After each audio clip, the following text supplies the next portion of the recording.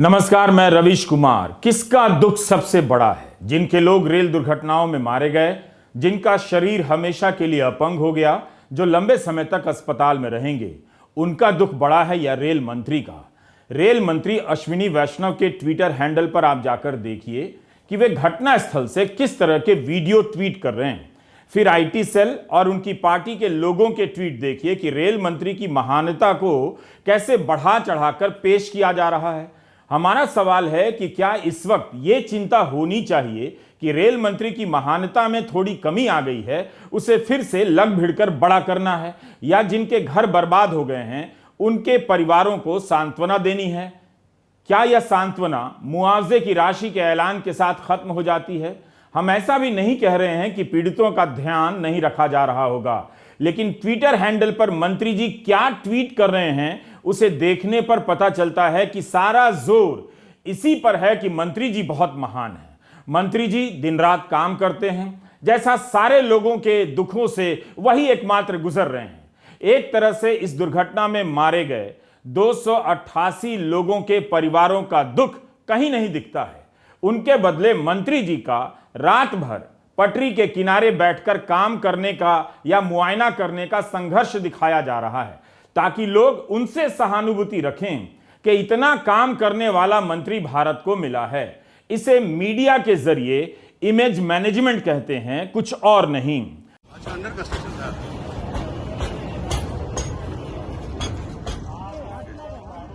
मंत्री जी इस तरह के वीडियो जारी करते हैं जिसमें आप देख सकें कि मंत्री मौके पर देर रात तक काम कर रहे हैं। जिन अधिकारियों और कर्मचारियों ने दिन रात लगाकर इस पटरी को चालू किया होगा, घर तक नहीं गए होंगे, उन सब के बदले अब काम करने का एकमात्र चेहरा मंत्री जी हैं, जो प्रणाम भी कर रहे हैं, मुक्का भी तान रहे हैं। इसी को जनसंपर्क कहते हैं। अपनी छवि ठीक रहनी चाहिए, वरना मंत्री जी अपने हैंडल से पटरी पर काम होने या किसी अधिकारी का भी वीडियो ट्वीट कर सकते थे कि ये लोग किस तरह से जमीन पर बैठकर पटरी लगा रहे हैं। जब सब काम और देर रात तक का काम मंत्री जी ही कर रहे हैं, तो फिर जवाबदेही लेने में संकट क्या है? मंत्री जी आखिर में वंदे मातरम और भारत माता की जय के नारे भी लगा रहे हैं। क्या आज के भारत में दुर्घटना के बाद पटरी को चालू कर देने का काम इतना मुश्किल हो गया है जैसे अमेरिका और जापान में भी नहीं होता है, और अश्विनी वैष्णव ने ही कर दिखाया है, जिसके बाद वे वंदे मातरम और भारत माता की जय के नारे लगा रहे हैं? ये दोनों ही सम्मानित नारे कभी भी लगाए जा सकते हैं, मगर इस वक्त मंत्री को नारे लगाते हुए देखना अजीब लगता है। भारत माता की वंदे वंदे। क्या ये पहली बार हो रहा है कि दुर्घटना के बाद पटरी चालू हो रही है, रेल यातायात सामान्य हो रहा है? हमेशा ही यातायात दुर्घटना के कुछ घंटों के बाद या 1-2 दिनों के बाद चालू हो जाता है, लेकिन कभी ऐसा नहीं हुआ कि मंत्री वहीं बैठे हों, जैसे वे वहां ना रहें तो अधिकारी और इंजीनियर पटरी चालू करने का काम ही नहीं करेंगे। उन्हें आइडिया ही नहीं आएगा कि यह भी करना है। हमारा सवाल है कि किसका दुख बड़ा है, इस पर फोकस रख रहा हूं। मरने वाले परिवारों का चेहरा मंत्री के ट्विटर हैंडल पर नजर नहीं आता है। क्यों नहीं आता है? यह आज के टेलीग्राफ में छपी तस्वीर है। केवल 2 हाथ है, एक दूसरे को थामे हुए। अखबार ने लिखा है कि एक महिला अपने पति की लाश खोज रही है, अपने रिश्तेदार का हाथ थामे हुए है। आप नोट कीजिए कि कितनी संवेदनशीलता से यह तस्वीर ली गई है और मंत्री जी किस तरह से अपने बारे में वीडियो ट्वीट कर रहे हैं। हमारे 3 सवाल। क्या प्रधानमंत्री जी इस सदी के सबसे भयावह रेल दुर्घटना की जिम्मेदारी लेंगे? नंबर 2, क्या प्रधानमंत्री जी अपने रेलवे मिनिस्टर श्री अश्विनी वैष्णव का इस्तीफा लेंगे? हमारी यह स्पष्ट मांग है कि रेलवे मिनिस्टर को तुरंत नैतिक जिम्मेदारी लेते हुए इस्तीफा देना चाहिए। सीएजी रिपोर्ट, पार्लियामेंट की स्टैंडिंग कमेटी रिपोर्ट, इन तमाम रिपोर्टों का, और ये 9 फरवरी की जो रिपोर्ट थी साउथ वेस्टर्न रेलवे की, इन सब रिपोर्टों पे जो सवाल उठते हैं, इन सवालों का जवाब प्रधानमंत्री जी की तरफ से कौन देगा? और मैं उम्मीद करता हूं कि सवाल आप उठाएंगे। माफ कीजिएगा, अगर ये कवच प्रधानमंत्री जी के आसपास आप लोगों ने नहीं खड़ा किया होता तो ये सवाल बहुत पहले उठते। सीएजी रिपोर्ट्स के सवाल उठते, इस रिपोर्ट को कहीं ना कहीं छपते हुए हम देखते, इस पे चर्चा और डिबेट्स होती, तो शायद ये 288 लोग अपनी जान नहीं गंवाते। हमारा और आपका काम सरकार को जनता से बचाने का नहीं है, जनता को सरकार से बचाने का। अभी भी समय है, हम सबको ये जिम्मेदारी निभानी पड़ेगी, नहीं तो ये दुर्घटनाएं होती रहेंगी, लोगों की जान जाती रहेगी और यूं ही हम एक दूसरे को ढांढस बनाते रहेंगे। जब कांग्रेस ने बाकायदा प्रेस कॉन्फ्रेंस कर रेल मंत्रालय की कमियों को गिनाया, लापरवाहियों की तरफ इशारा किया और इस्तीफा मांगा, तो इस्तीफे के खिलाफ प्रोपेगेंडा शुरू हो गया। बीजेपी के आईटी सेल, पार्टी के नेता जैसे कपिल मिश्रा और अन्य समर्थकों के ट्विटर हैंडल पर देखेंगे तो लगेगा कि दुर्घटना का असर समाप्त हो चुका है, अब बस मंत्री जी की जय जय होनी बाकी है। आईटी सेल के चीफ अमित मालवीय के ट्विटर हैंडल पर किसी परिवार के दुख दर्द का फोटो नहीं दिखेगा। क्या उनकी व्यथा को ट्वीट करने से सरकार का इकबाल या प्रचार कम हो जाता है? रेल मंत्री के मीडिया के सामने भावुक हो जाने के वीडियो को ट्वीट करते हुए कपिल मिश्रा ने लिखा है कि पिछले 48 घंटों से रेल मंत्री लगातार घटना स्थल पर ही हैं। देश में ऐसा शायद पहले कभी नहीं हुआ। अश्विनी वैष्णव जी का यूं भावनाओं का उमड़ना स्वाभाविक ही है। अपना ध्यान रखिए अश्विनी जी, पूरा देश इस राहत और बचाव कार्य में आपके साथ है। एक और ट्विटर हैंडल से तर्क गढ़ा जा रहा है कि ग्राउंड पर 51 घंटे से हैं, सुनिश्चित कर रहे हैं कि चीजें सामान्य हो। दिल्ली से हजारों किलोमीटर दूर 40 डिग्री सेल्सियस तापमान, ऐसे लोगों की हमें जरूरत है। मंत्री जी रो रहे हैं, उनके रोने का क्या मतलब है? उन 288 परिवारों में क्या कोई नहीं रो रहा होगा? कपिल मिश्रा लिख रहे हैं कि अपना ध्यान रखिए अश्विनी जी, उन्हें ध्यान रखने की क्या जरूरत है? इतने सारे अधिकारी आगे पीछे हैं। क्या इस दुर्घटना में मंत्री अश्विनी वैष्णव ही पीड़ित हैं? 5 जून के टेलीग्राफ में अंशुमान फड़कर की रिपोर्ट है, नेमल मना अपने छोटे भाई की लाश खोज रहे हैं। 2 दिनों से कुछ खाया पिया नहीं है। दोनों भाई कोरोमंडल में खाने पीने की चीजें बेचा करते थे। पीड़ित परिवारों का दर्द रेल मंत्री के ट्विटर हैंडल से गायब है। केवल उनके काम करने और पसीना बहाने का वीडियो है, जैसे सबसे बड़ा झटका और सदमा रेल मंत्री को ही लगा है। आप खबरों को ठीक से देखिए, तस्वीरों को तरीके से समझिए। रेल लाइन बंद थी तो ओडिशा से कोलकाता जाने के लिए बस की व्यवस्था राज्य सरकार कर रही है। टेलीग्राफ में लिखा है कि ओडिशा के मुख्यमंत्री नवीन पटनायक ने घोषणा की है कि कोलकाता के लिए मुफ्त में बस सेवाएं दी जाएंगी, क्योंकि रेल लाइनें बंद हैं और इसका खर्चा मुख्यमंत्री राहत कोष से दिया जाएगा। क्या यह काम रेलवे का भी नहीं था? आपसे कहा जा रहा है कि राहत व बचाव कार्य रेल मंत्री कर रहे हैं, लेकिन राज्य सरकार आपको काम करती हुई नहीं दिख रही है। यह बंगाल की मुख्यमंत्री ममता बनर्जी का फेसबुक पोस्ट है। टेलीग्राफ में भी यह खबर छपी है। ममता बनर्जी ने लिखा है कि बंगाल के यात्रियों के सभी शवों की पहचान अभी तक पूरी नहीं हुई है। मरने वालों की संख्या अभी सही से नहीं बताई जा रही है, मगर उन्होंने लिखा है कि बंगाल से करीब 81 लोगों की मौत हुई है, 62 लोगों की शिनाख्त हुई है और बंगाल के 180 से अधिक लोग अभी भी लापता बताए जा रहे हैं। रेल मंत्री के काम करने का प्रोपेगेंडा फैलाया जा रहा है। अगर काम के प्रति ईमानदारी से ही जानकारी देनी थी तो रेल मंत्री को खुद दूसरे राज्यों के मुख्यमंत्री या सरकारों के काम का भी जिक्र करना चाहिए था। बताना चाहिए था कि उनके अफसर भी दिन रात काम कर रहे हैं। रेल मंत्री से इस्तीफा मांगा गया तो बताया जाने लगा कि रेलवे को ऐसा मंत्री कभी नहीं मिला। कितना काम करते हैं, करते भी होंगे, लेकिन दुर्घटना के वक्त जवाबदेही की बात भी तो होनी चाहिए। कोई सुहेल सेठ हैं जिन्होंने ट्वीट कर दिया कि मंत्री जी कहां कहां से पढ़े हैं, तो उनके जैसा मंत्री होना चाहिए, इस्तीफा नहीं देना चाहिए। ये जनाब तो इस्तीफा मांगने वालों को अंग्रेजी में इडियट लिख रहे हैं। क्या इस्तीफा मांगने वाले लोग इडियट हैं? अश्विनी वैष्णव ने जोधपुर की जय नारायण व्यास विश्वविद्यालय से बीटेक किया है। इसके बाद 1994 में आईआईटी कानपुर से एमटेक किया। आईआईटी कानपुर से निकलने के बाद भारतीय प्रशासनिक सेवा में शामिल हुए और ओडिशा काडर में रहे। बालासोर और कटक में जिला कलेक्टर भी रहे। 2003 में तत्कालीन प्रधानमंत्री अटल बिहारी वाजपेयी के कार्यालय में उप सचिव का कार्यभार मिला। 2004 में वाजपेयी के निजी सचिव बने। 2006 में मोर्मू गांव पोर्ट ट्रस्ट के डिप्टी चेयरमैन बने। उसी साल अमेरिका के पेंसिल्वेनिया यूनिवर्सिटी के वॉर्टन स्कूल से मैनेजमेंट की डिग्री लेने चले गए। अश्विनी वैष्णव जब मंत्री बनाए गए तब सब हैरान थे। केवल रेल मंत्री नहीं बल्कि एक साथ कई मंत्रालयों का प्रभार दिया गया। संचार मंत्री भी बनाए गए, इलेक्ट्रॉनिक एंड इंफॉर्मेशन टेक्नोलॉजी के मंत्री बनाए गए। इतने सारे मंत्रालय सीधे उन्हीं को पकड़ा दिए गए। जैसे बीजेपी में सबसे काबिल और अनुभवी अगर कोई था उस वक्त तो केवल अश्विनी वैष्णव। जो अभी वर्तमान में मंत्री हैं अश्विनी वैष्णव, इनका बैकग्राउंड क्या है? ये पहले आईएएस थे। आईएएस से इन्होंने कंपलसरी रिटायरमेंट लेकर ये उद्योगपति बन गए। राजस्थान से आते हैं, गुजरात में इन्होंने उद्योग अपना खोला और 2009 से 12 के बीच में रेलवे को इंजन बेचने वाली कंपनी के बड़े पदाधिकारी थे। 2019 में पहली बार राज्यसभा सदस्य बने और बनते साथ इनको रेलवे जैसा बड़ा महकमा और महत्वपूर्ण महकमा दे दिया गया।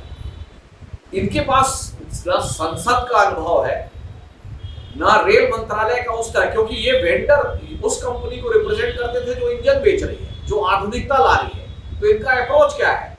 वंदे भारत लाइए, लिफ्ट लाइए, एस्केलेटर लाइए, सेफ्टी से ज्यादा। तो ये भी एक समस्या है जिसको देखने की जरूरत है। मोदी सरकार ने रेल बजट खत्म कर दिया। जो संसद रेल के विभाग के ऊपर पूरी स्क्रूटनी करता था वो अवसर भी नहीं है आज। पता ही नहीं चलता कि रेलवे में किसको क्या अलॉटमेंट हुआ और कैसा हुआ। जिस देश के प्रधानमंत्री की डिग्री को लेकर आज तक विवाद होता है, असली है या नहीं? जवाब में कहा जाता है कि पीएम बनने के लिए डिग्री की जरूरत नहीं। बात यह नहीं है, बात है कि डिग्री असली है या नहीं। उनके मंत्री को डिग्री के नाम पर बचाया जा रहा है कि इस्तीफा ना दें। ये आईआईटी कानपुर और यूनिवर्सिटी ऑफ पेंसिल्वेनिया से पढ़कर आए हैं। जैसे इस यूनिवर्सिटी से पढ़ने के बाद सार्वजनिक जीवन में आने पर आपकी जवाबदेही समाप्त हो जाती है, आप इस्तीफा नहीं देते हैं। अजीब अजीब के तर्कों से दुर्घटना के जख्म गहरे किए जा रहे हैं। देखिए, यही खेल आपको समझना है। दूल्हा डॉक्टर है, जरूरी नहीं कि वो अच्छा पति भी होगा। मंत्री जी की डिग्री का ब्यौरा दिया जा रहा है, तब तो उन्हें सामने आकर जवाब देना चाहिए। कम से कम ट्विटर पर जो सवाल उठ रहे हैं उसी का एक एक का जवाब दे दीजिए। आप पेंसिल्वेनिया से पढ़े हैं?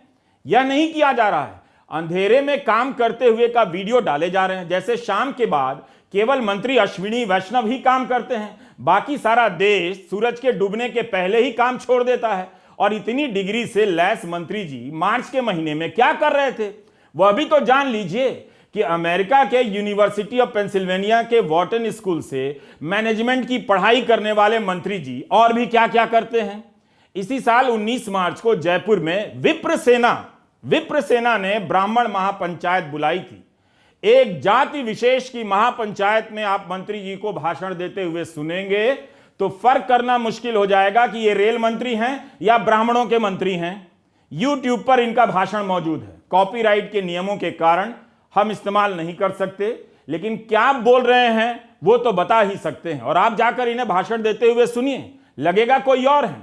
सबसे पहले आप विप्र सेना का ट्विटर हैंडल देखिए। इस ट्वीट में विप्र सेना ने लिखा है कि विप्र सेना द्वारा आयोजित ब्राह्मण महापंचायत अद्वितीय, ऐतिहासिक और अविस्मरणीय।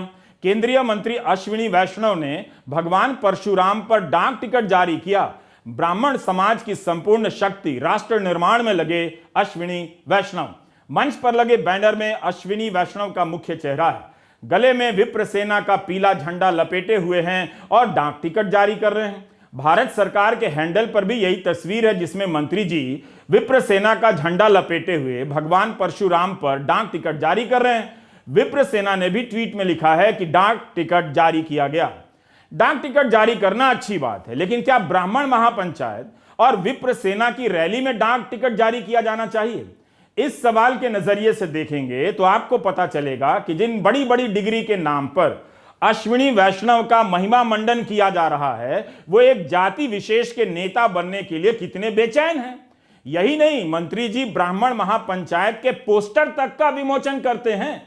विप्र सेना ने ही अपने ट्विटर हैंडल से 14 फरवरी 2023 को ट्वीट किया है कि केंद्रीय रेल मंत्री माननीय अश्विनी वैष्णव जी ने किया ब्राह्मण महापंचायत के पोस्टर का विमोचन। इतना काम करते हैं रेल मंत्रालय में कि ब्राह्मण महापंचायत के पोस्टर का विमोचन करने का भी टाइम निकल आता है। अपने एक दिवसीय दौरे पर, यह ट्विटर हैंडल में लिखा है, अपने एक दिवसीय दौरे पर जयपुर आए केंद्रीय रेल मंत्री विप्र गौरव श्री अश्विनी वैष्णव जी द्वारा ब्राह्मण समाज की सबसे विशाल आम सभा ब्राह्मण महापंचायत का पोस्टर विमोचन किया गया। बताइए, आप कहते हैं कि रेल मंत्री बहुत काम करते हैं, लेकिन यहां तो मंत्री जी के पास इतना टाइम है कि ब्राह्मण महापंचायत के पोस्टर तक का विमोचन कर रहे हैं।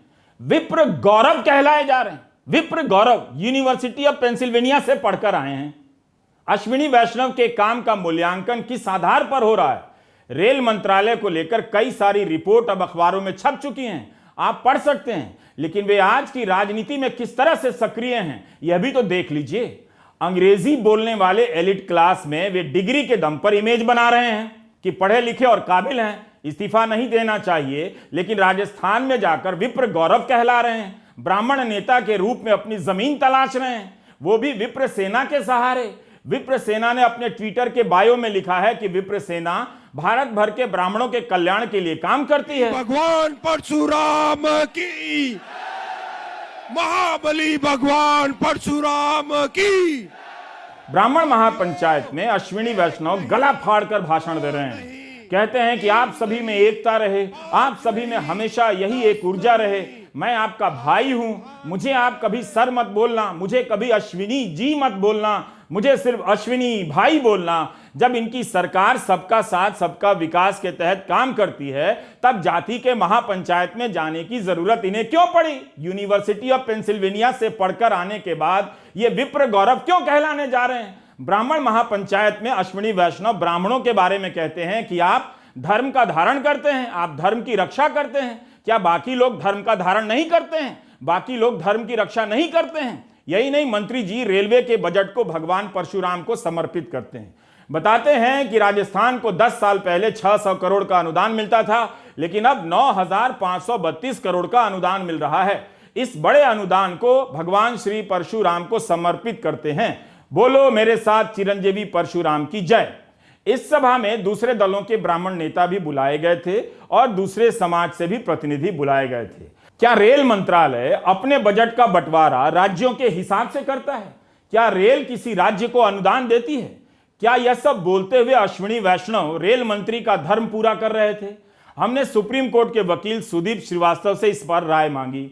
सुदीप रेल मंत्रालय के जानकार हैं और बजट के समय कई चैनलों पर रेल पर होने वाली चर्चाओं में भाग लेते हैं, बुलाए जाते हैं। ऐसा बैकग्राउंड होने के बावजूद जब राजनीति में आदमी आता है तो पूरी तरह धर्म और जाति की बात करता है। ये जो उनका बयान अभी हाल ही में मैं देख रहा था, राजस्थान में उन्होंने दिया था कि राजस्थान को रेलवे पहले कभी 600 करोड़ रुपए दिया करती थी, आज 9,532 करोड़ रुपए का अनुदान दिया है। मैं पूछना चाहता हूं रेल मंत्री जी से कि रेलवे में कब से राज्यों के हिसाब से आवंटन होने लगा? रेलवे में तो जोन होते हैं और राजस्थान में नॉर्थ वेस्ट रेलवे है, राजस्थान में नॉर्दर्न रेलवे का हिस्सा आता है, कुछ हिस्सा वेस्टर्न रेलवे का भी आता है, वेस्ट सेंट्रल रेलवे का आता है।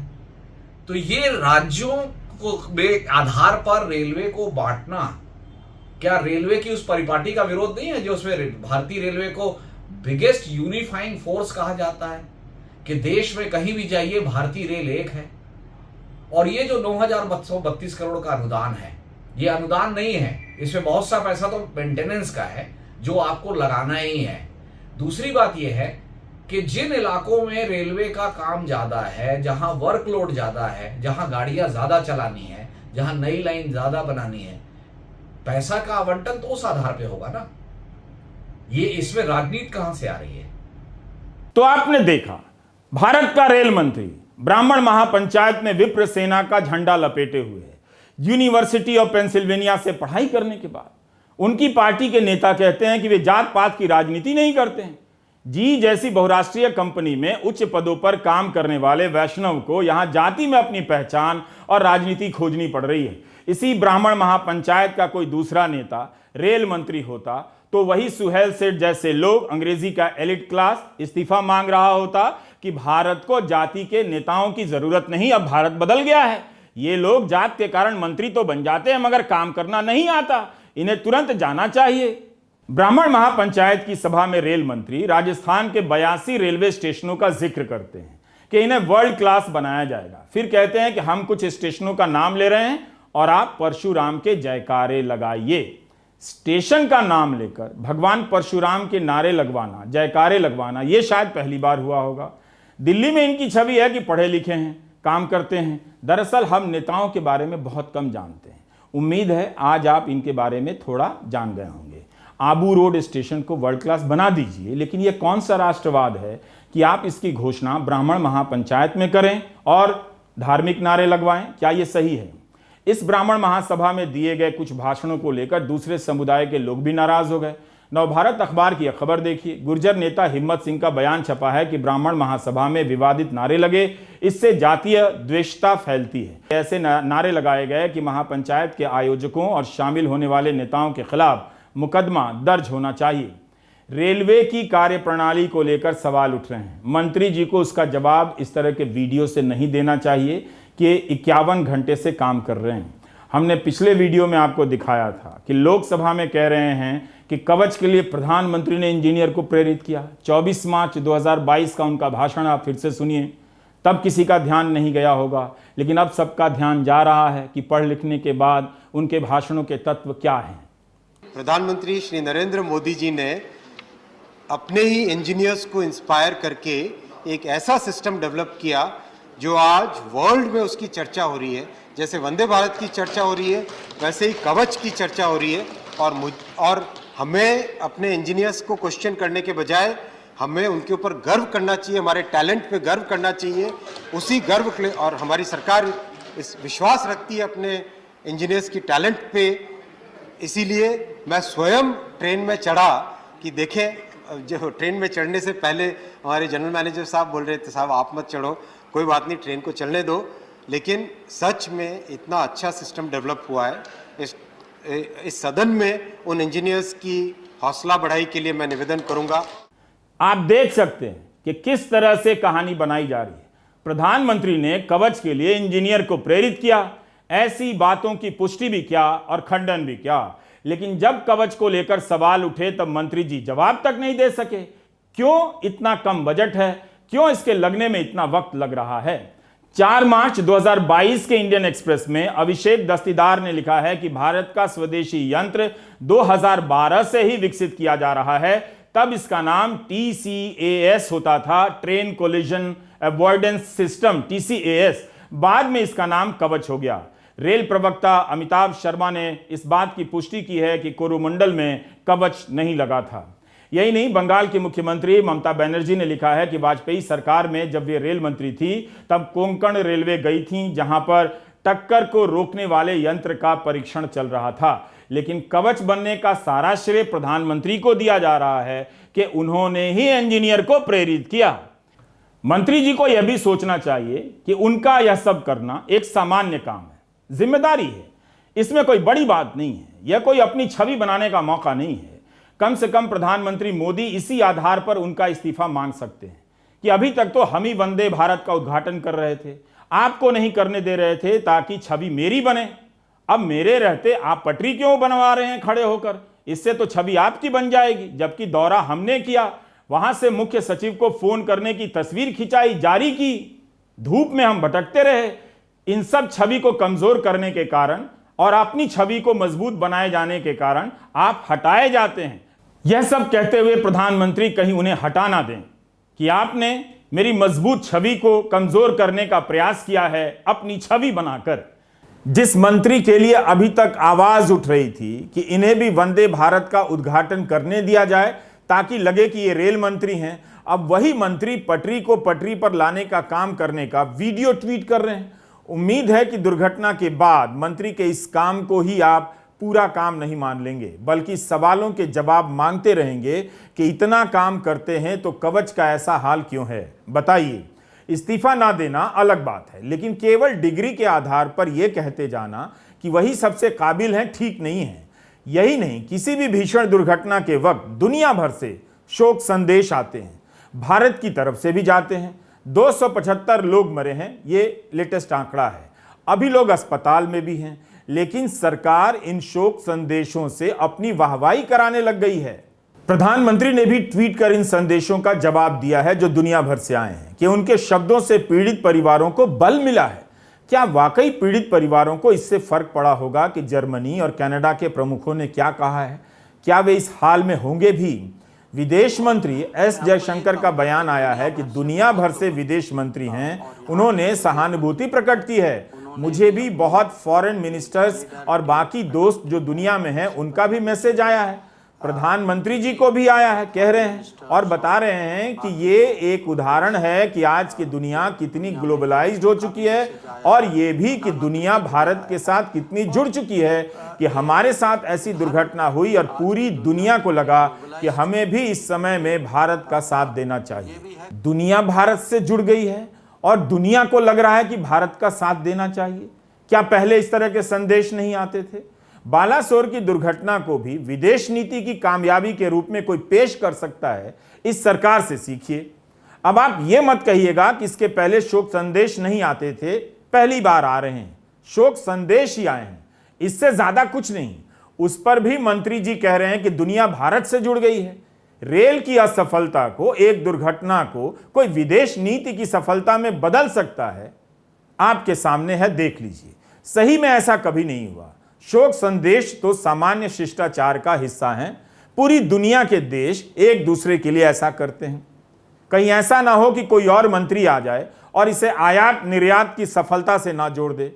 हम कहां और किस स्तर पर आ गए हैं? उम्मीद है आप ये सब समझ रहे होंगे। नमस्कार, मैं रवीश कुमार।